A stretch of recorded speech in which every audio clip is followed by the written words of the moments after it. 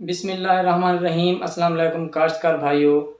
धान की फसल से अच्छी पैदावार हासिल करने के लिए आपकी धान की फसल में झाड़ का ज़्यादा होना बहुत ज़रूरी है।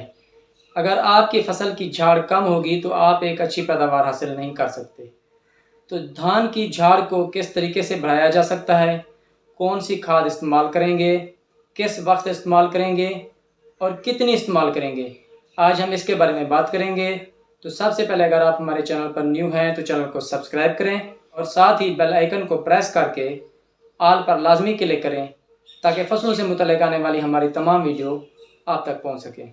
काश्तकार भाइयों, धान की फसल को दूसरी फसलों की तरह नाइट्रोजन की ज़रूरत होती है और क्योंकि हमारी ज़मीनों में नाइट्रोजन की कमी पाई जाती है तो इस कमी को पूरा करने के लिए हमें नाइट्रोजनिक खादों का इस्तेमाल करना पड़ता है, जैसा कि यूरिया हो गई या अमोनियम सल्फेट हो गई। इसके अलावा दूसरी और भी खादें हैं जिनको हम इस्तेमाल करते हैं। अगर हम नाइट्रोजनिक खादों का इस्तेमाल नहीं करते हैं तो हमारी फसल रुक जाती है और इसकी बढ़ोतरी का अमल भी रुक जाता है।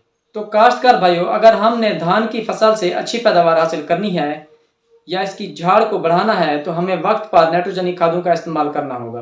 तो इसके लिए जब भी आप पनीरी को खेत में शिफ्ट करें तो 10 से 12 दिनों के अंदर 1 बोरी यूरिया फी एकड़ के हिसाब से इस्तेमाल करें। इसके साथ ही अगर आप यूरिया के साथ जिंक का इस्तेमाल करते हैं तो आप अपनी फसल की बढ़ोतरी को बेहतरीन बना सकते हैं।